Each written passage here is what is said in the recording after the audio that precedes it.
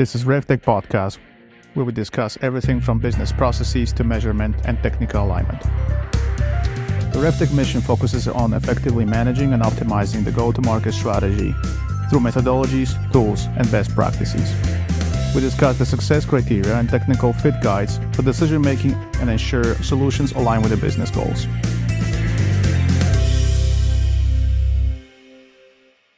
It brings me great pleasure to introduce our guest today, Eddie Patch. Eddie is the brilliant mind behind Partner Portal, a remarkable self-serve PRM platform specifically designed to assist in launching and nurturing custom partner programs. Many of us here are familiar with Eddie. He's our former colleague at NextRoll and Rollworks. It's a pleasure to have you. Happy to be here. Thanks for having me on. Hi, Eddie. It's so good to have you here. And thank you for being our inaugural guest. So let's start off with understanding what Partner Portal is in our sales pitch round. Can you give us the elevator pitch? Yeah. So Partner Portal was built to help teams manage their go-to-market strategy as it relates specifically to partnerships. So a lot of companies today, they're launching partner programs, and what they're finding is that it's a very valid revenue stream for them and can equate to anywhere from 5% of revenue upwards to what we've seen between 80 and 90% of overall revenue sometimes. So the platform helps teams manage, measure, and track all the partner activity that's taking place between them and their partners. And when you say partner activity, is it co-marketing, co-selling? Like what exactly? Yeah, so right now we're really focused on a couple types of partnerships. Referral partners was kind of the way we came in. And so this is really having a joint visibility of your pipeline and being able to submit leads to one another. We'll even take it further, and if a partner gives you a lead and it turns into a closed won deal, we can facilitate the payment for the commission. We also are we're working with reseller partners too. And so having your companies that are selling your product on your behalf actually run your sales cycle all the way down to having it update your own CRM. And so they can run with the deal, they can mark it closed won, and it could be marked closed won directly in your own Salesforce. Cool. That makes sense. All right. What is the use case you want to share with us today? Yeah, so I was going to go through one of our CRM integrations with HubSpot. This is our most popular integration, and I thought it'd be a good one to share with your audience. So this is the inside of our platform and our demo account. Here's a handful of our different integrations that we offer today. Specifically with HubSpot, we allow people to configure this and map it directly to the way that they would want a workflow to happen in their own CRM. And so what this means is that when a lead comes in from your partner, we can bring it into HubSpot for you, but we'll do it in a way that's going to be configured directly to your RevOps or your workflow. And so what we do on the back end here is we first off decide what pipeline you actually want to bring these leads in. So if you have deals flowing in from a partner or multiple partners, you might want to have deals coming in directly to your sales team and let them pick them up from there and just run with it directly. Or we could have it go into a separate pipeline, a partnership pipeline. From there, we're going to map the progress of the deal, and we're going to make that visible to your partners so they can follow along with the deal as it progresses. So I give you a deal, your sales team's running with it. Oftentimes in the past, there wasn't really transparency or clarity on what happened to that deal once I gave it to you. And so we'll update your partners on your behalf as it moves through the sales cycle. We'll let them know when it goes to proposal. We'll let them know if it was closed won or closed lost. Additionally, any activity that's happening in the portal, so if you're talking back and forth with your partners, we're going to map that directly into HubSpot. And we have the ability to do all this with additional custom field mapping too. So let me show you a quick example. Let's say I'm your partner and I want to submit a deal to you for a demo request. I can fill out your form that you created for me, and I can fill out these bottom 3 fields, which are actually custom fields that will go directly into your HubSpot record. And so when I submit it, let's say you and Demetrius and Lizzie, you guys are the ones who receive the lead. you have the ability to review it. You have the ability to talk to your partner and say, you know, do they have budget for this? And submit a comment. And then you have the ability to map it directly back into HubSpot. So I can either link it to an existing deal in HubSpot that maybe a seller is already working, or I could simply create a new deal. Mm-hmm.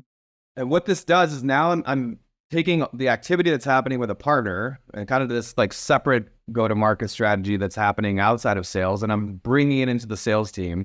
And so now it's populating directly in their pipeline, just like any other lead would. And so a seller will receive the lead here, and they're going to have the ability to know that this was a deal that came in from a partner. And if I'm moving it through, it's going to be marked close one. And ultimately, it's going to update the partner portal to be close one as well.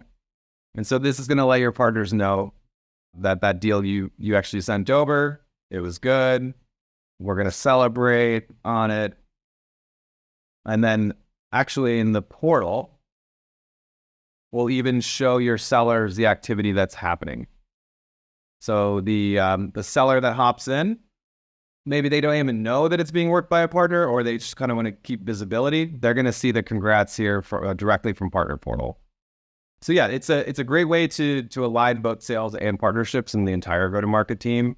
And of course, with HubSpot, there's a number of workflows you could build on top of our data, which you can see an example here. And you're integrated with Salesforce as well, right?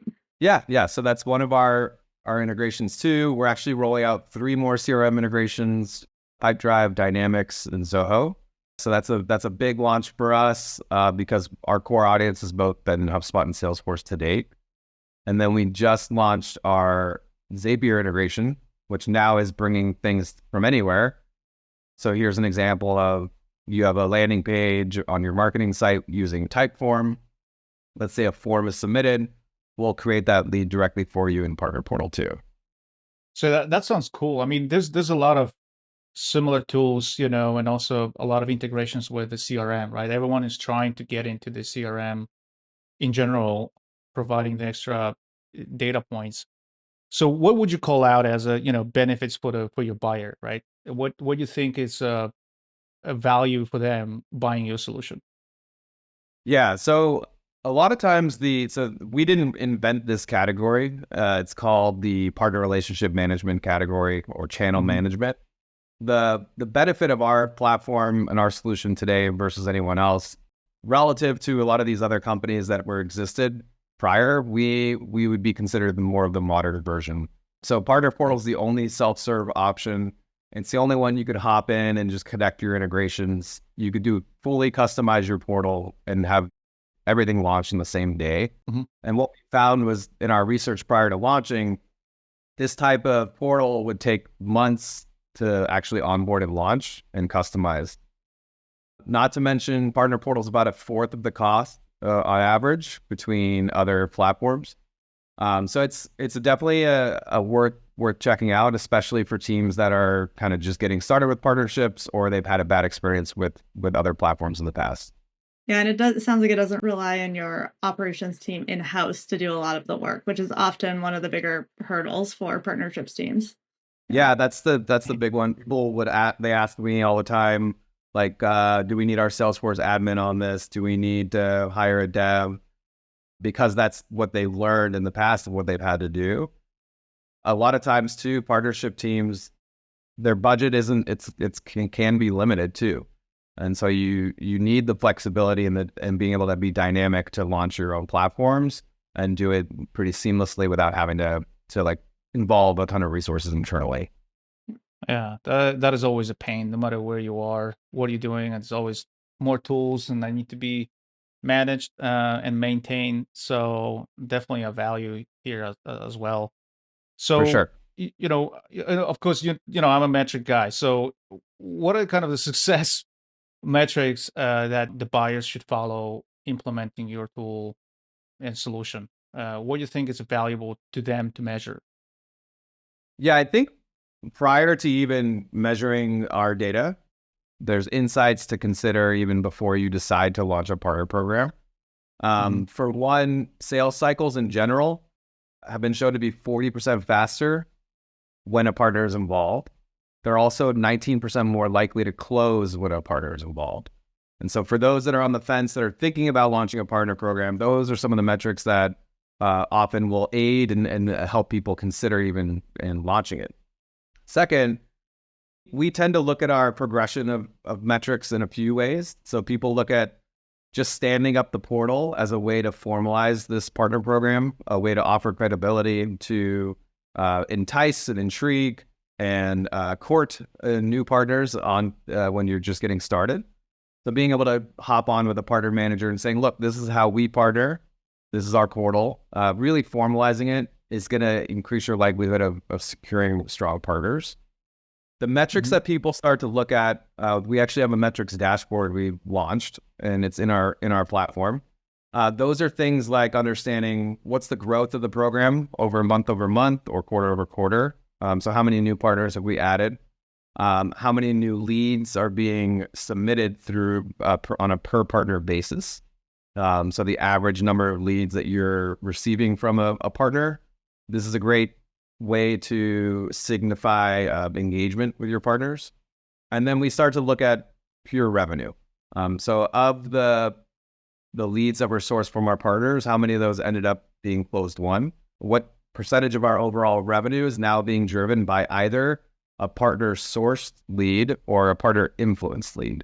So having the partner team have a touch point on the lead, how many of those are actually turning into closed won, and what's that turning into long term? And so these are some of the big metrics. Initially, when we get launched and we onboard people, we're usually looking at just overall engagement. So how many stakeholders have you involved from the partner team? How many of them are in your shared Slack channel?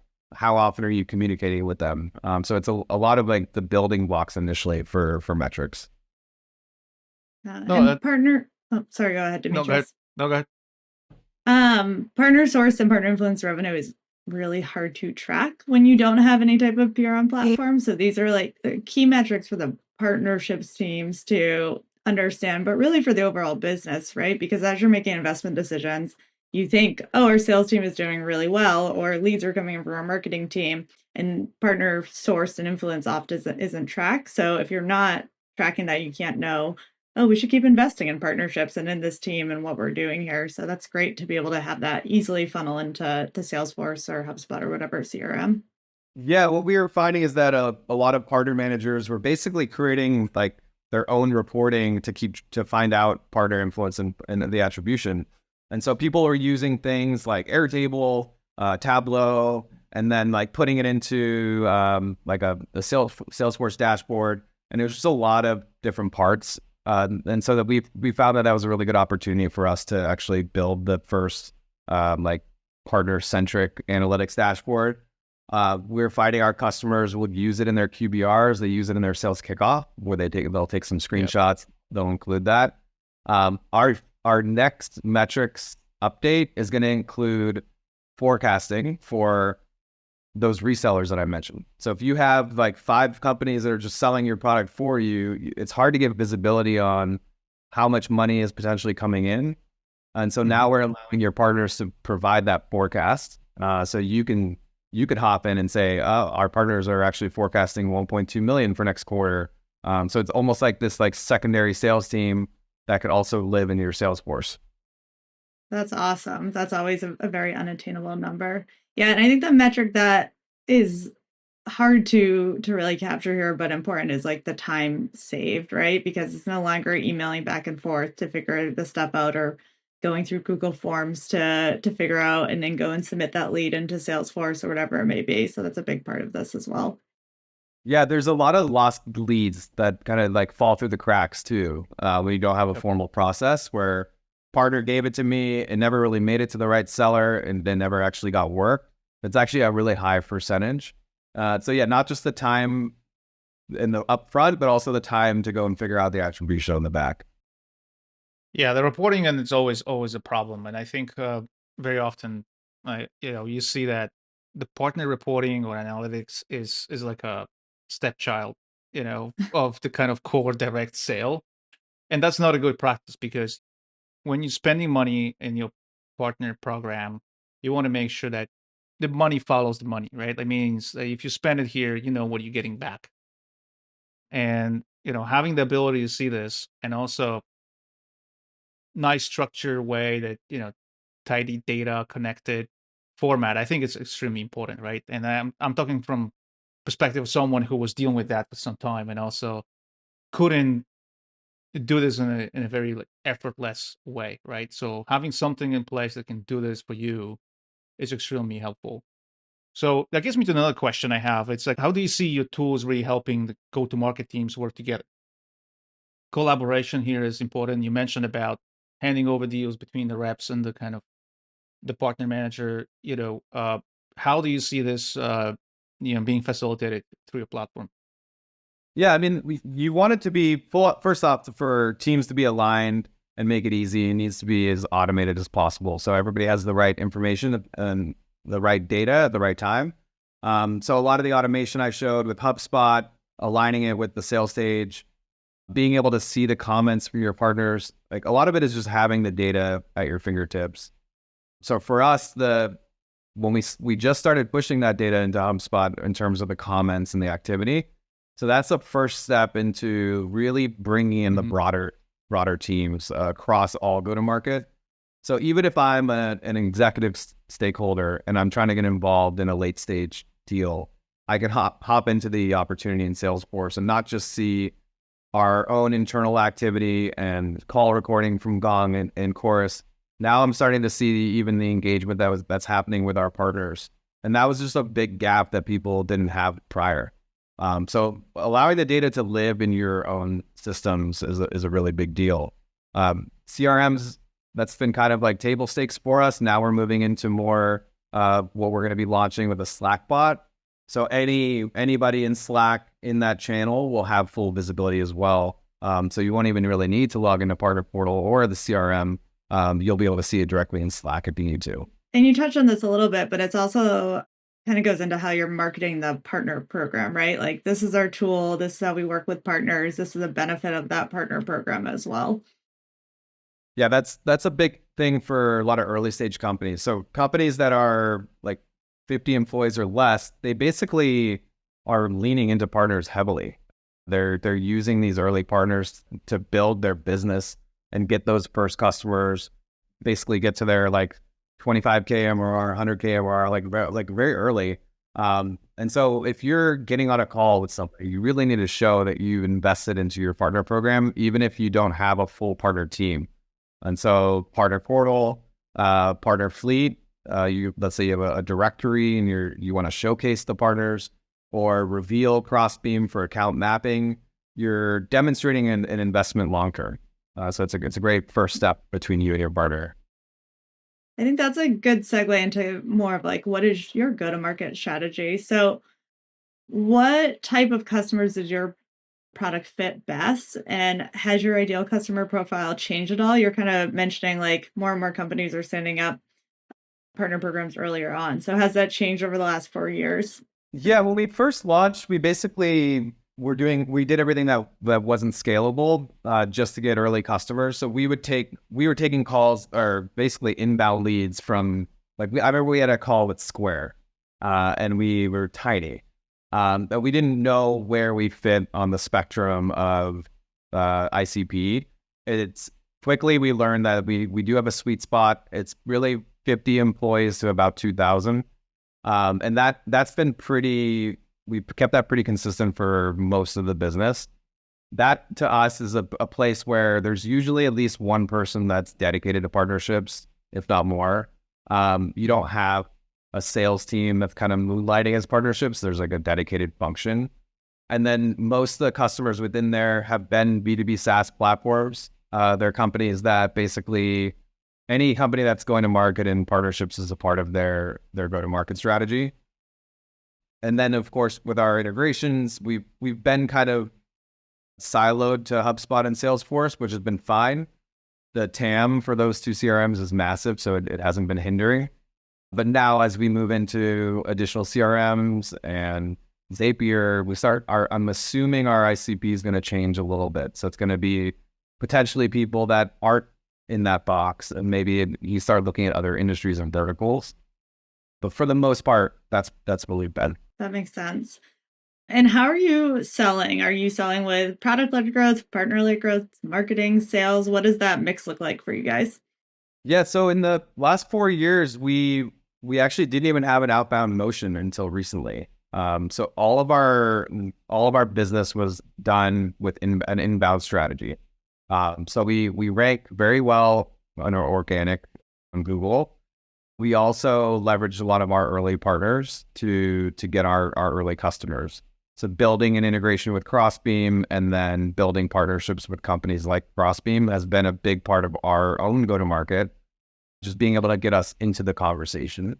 From a product standpoint, we spent the last 12 months shifting what we wanted to focus on, which was just becoming fully self-serve, and then moving away from a reliance on actually having to do a full-fledged outbound strategy all the time. And what that means is that with our self-serve is that we're no longer requiring a fully led sales cycle where we're on calls with them every time. It's becoming more of a sales assisted workflow where we have people come in today, they sign up, they get started, they launch their partner program, they never even talk to anyone on my team. So it's a combination of this like fully self-serve and what we call sales assisted. And to us, the sales assisted for an early stage company is a great way to scale.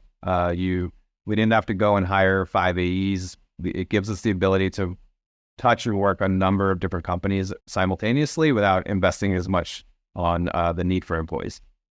And you mentioned some of your partnerships a little bit, like your integration with Crossbeam, for example. But are you working with anyone on the channel side? Are you working with the agencies and other companies there? Agencies were kind of an early adopter of the platform. We actually came out of an agency, so this was an in-house tool at an agency that was spun out into its own entity. So a lot of our early stage customers were agencies. I would say that we've got a few we've partnered with. What's interesting about that is that our partner program is on our homepage, and we actually get a lot of organic signups directly to our partner program. They're usually agencies or consultants or individuals that'll come in and sign up. So it hasn't been something that we've fully gone after, but it is something that's organically going to happen. Yeah. Are you seeing any of that happening with agencies actually focused on like helping to, or I guess consulting companies would be the better term, helping to build partner programs and them really leaning into Partner Portal? Yeah, we've had a few. So it's there's definitely they kind of come and go. I've seen a few that are like when we looked at the ABM world, like in account-based marketing, there's some really well established agencies that have gotten up to upwards of 100 to 200 employees that are strictly ABM consultants, and they do really well.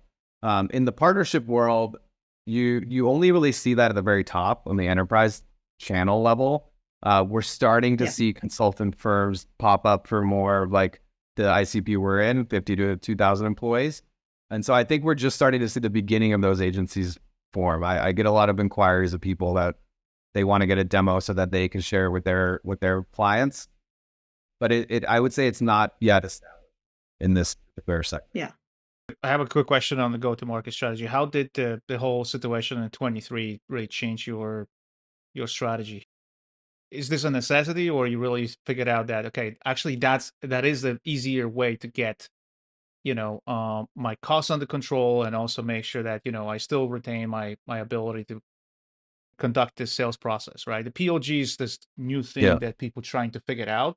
A lot of people, they have their own opinion about that, right? And but there's no like a one standard here, right? Like there are some attempts to make that standard, but it's not, right? So, question for you is like whether you really thought, okay, this is the way to do this because of this market situation, or it's more about, hey, you know what, actually this is the way to do this because I have that product and the nature of that product.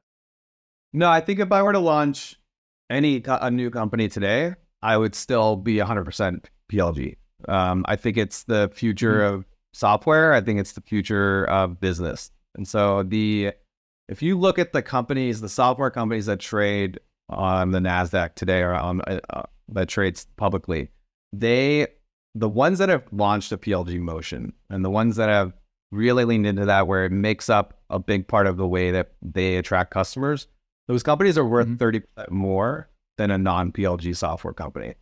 And it's not by coincidence. It's because of the ability to scale and what that allows you to do. And so I would not change that. It actually, what we're seeing is that there's more people that's just how they buy today. So if somebody's doing an evaluation of the PRM space and they go to 5 of our companies in our categories, and we're the only one that they can actually sign up for and launch and start using, we've already accelerated past their entire sales cycle. Like, I'll catch people signing up with us while they're still trying to schedule their second call with a sales rep at a competitor. It's people want to move quickly. They've already done all their research. They kind of narrowed down their short list. And if you're not giving them the ability to hop in and even use it and test it quickly and easily, it's a big miss. So the PLG to me is 100% the way to go. We're seeing more and more people hop in and get launched on their own. And then what I mentioned earlier was that we're not 100% PLG. We still have that sales assist, which gives you that real life person if you need to have that engagement. Right. That makes a lot of sense. And I think I like the way that you're actually describing this, like the small company, you have to start, you have to test it, you have to make sure that you can really prove it through the product value itself instead of just having someone on the phone that is trying to sell you that. There's nothing wrong with that, but having that shining penny in your hand with a product that can really sell itself is awesome, right? So follow-up question on this one, actually, do you offer any free trials or like freemium version of your product as a part of the PLG approach? Yeah, so that was all part of this endeavor to go fully self-serve. The free plan was added. That was about 2 years ago we added the free plan. That to us is a great customer acquisition channel. We've had almost 2,000 companies sign up for the free plan. And so that's like an audience that we wouldn't have had otherwise. I don't think we would have attracted 2,000 different companies to fill out a form on our site or a demo request without our free plan. Yeah. And so it becomes an audience that you can cultivate and grow. We have Slack alerts that alert us based on the activity that a free plan user is taking. So we basically give them 5 partners that they can add. As soon as they get to 3 partners and then 4 partners, we're getting alerts. And so this becomes part of that sales assist where I know how they're using the platform and we know who to reach out to. We're not just blindly going after everybody. So the free plan is a big customer acquisition channel. That's such a good point, because none of the partner tech platforms really do this, but it's what HubSpot does, right? So it's not like you're not necessarily recreating or reinventing the wheel, but you're just taking advantage of what a really successful CRM has done in a PRM. So yeah, I like that approach a lot. A ton of companies that's been how a lot of companies have come up now. Another hot topic, AI. How are you thinking about incorporating AI into your platform? And are you using it for any part of like your internal business today already? Yeah, so we have a little pod internally here that is just focused on that. And it was almost overwhelming initially because there were so many different things we could do. Where every week we'd get on our sync and we'd basically like come up with some big idea, and then there'd be a new like AI basically like every day there was like a new platform or new extension, a new update. And so what we're finding is that we had to kind of dial it down and really focus it a little bit. And so what we're doing right now is looking and saying, how can we streamline things internally first? How can we maximize leveraging ChatGPT for our own internal needs? And so some of the things that we're starting to do are around the way that we talk to inbound customers and the information that we include in a sequence, for example. And so we're not just saying, thanks for signing up. We're actually saying, thanks for signing up. We noticed that you have this partner, and that one on your website. Looks like you don't have a portal. Really like actually like optimizing our inbound sequence for a more effective engagement with that initial customer. We're also looking at doing some things that help us with the lookalike data, and so understanding based on our own inbound, those 2,000 free plan users, what does the next 2,000 look like, and how do we go and identify who those are, and then we're building some things that I won't go into too much. That'll be more for our customers, and so that'll allow people to leverage our data and our database and use that for their own partnering needs. So it's a little bit of ways away, but it's something that we're starting to brew together. We are taking advantage of different other platforms that are leveraging ChatGPT and the other extensions. Last week, we launched our own AI in-app chat. And so the in-app chat basically takes into consideration all of our help documentation and all of our public help center docs and gives our users in Partner Portal the ability to chat with an AI bot that's giving them all the answers and things they need. So we're leveraging a company to do that because we think it's just one way of getting quote unquote AI in our platform, but we are building our own tools as well. That idea around like personalizing the outreach seems like a cool way to bring it into the platform, right? To essentially be talking back and forth with a partner, look at cross-beam data and say, we noticed you have these couple of customers, would you be willing to make a referral? So there's a lot of cool opportunities there. Yep. Yeah, exactly. Do you have any preference between the ChatGPT and Bard? I mean, these two are pretty competitive now, and people have a very strong opinion. What's your opinion? ChatGPT for sure. I think Bard actually looks nice, and there's some functionality in there that makes it really easy to share, turn it into a Google Doc, and like continue working in the Google ecosystem. But ChatGPT opens up way more outside of the ecosystem that they're building. So it's kind of a pure example of building your own partnerships and ecosystems. Google will continue to be their own walled garden, and while ChatGPT basically is allowing everybody to use it with their own partners. And so I don't feel limited with ChatGPT. I can plug it into anything. So when I want to use an AI tool, I don't even think about Bard. I go straight to GPT at this point. It's just kind of where I am. All right. So my last question is around just giving kudos to others in the industry. You mentioned a bunch of other partner tech companies already, but any other companies that are top of mind for you that you think are doing really cool things in the B2B go-to-market tech space? Yeah. There's so there's a few. There's one called Fluency, which is Jesse Shipman. And Jesse she's building an interesting tool that is giving sales teams and partner teams the data and the information they need in real time. It is going to incorporate some AI and some machine learning, and it's definitely an interesting platform to check out. She's just kind of pivoting away from one platform and launching a super cool one at the same time. And then the second one is superglue.io. The team over there at Superglue is building a really interesting bunch of use cases that are super interesting. They also just plugged into ChatGPT, and what they're doing is allowing you to automate even further outside of what we talked about today by plugging into very, very detailed areas of your other systems and allowing you to create workflows or journeys for your partners and for your customers, but also your internal team. So what should an internal team member do when a specific action is taken, prompting the team member, giving them the actual template to use. So it's a really, really nice extension of what a lot of the PRMs are doing, but allowing you to do it even further in the go-to-market world. Sounds awesome. Demetrius, anything else from you?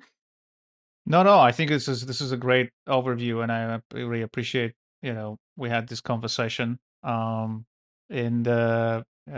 it's also a great insight into how you see the future of this space. And especially with the changes coming from the ChatGPT and other AI tools. I think we don't realize how much this is going to change the way we work. and we all need to learn to work in a new way, right? It's not the same as it was till now, and a lot of these other features will start popping up based on the AI. So, we need to start not only understand but also learn how to deal with that. So, appreciate you sharing your perspective. Yeah, for sure. There was a good commencement speech last week with the founder, CEO of NVIDIA, and it was really about that, about how he's basically, the theme was, don't run from AI, run to it, because you need to, like, the people that are going to win are the ones that are learning to leverage it and use it and not try to fight it. So it's an interesting speech worth checking out.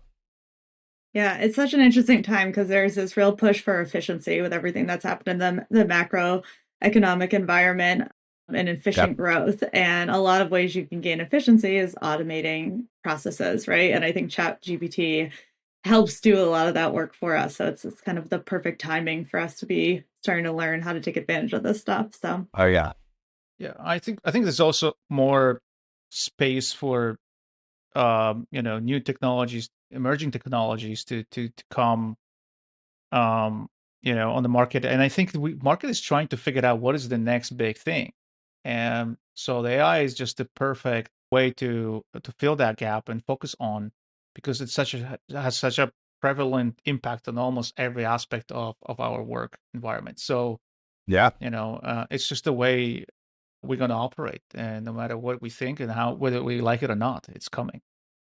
Oh yeah. Yeah, for sure. And as a founder, also, like, the founders that are coming up today, this whole thing is really impacting the fundraising world too, because if I'm a founder, I can go build and scale, and I actually don't need to go hire 20 people to do that anymore. I don't need $5 million to do that. So it's also really a big shift in the, like, private equity, like, fund, like, VC world too, I think, where you're gonna have a lot of founders that just, they don't necessarily need capital, which also is a big shift. yeah, it's going to be interesting. So cool. Well, Eddie, thank you so much for joining us and sharing your demo and more details about Partner Portal. I think it gave us a really good understanding of the product. And for our audience, feel free to share your thoughts on Partner Portal and the podcast and reviews and comments. And thank you for listening and watching. Thanks, Eddie. Thank you, Eddie. Thank you. Thanks for listening to this episode of the RepTech Podcast. Please subscribe on the listening platform of your choice and leave us a review to let us know how we're doing.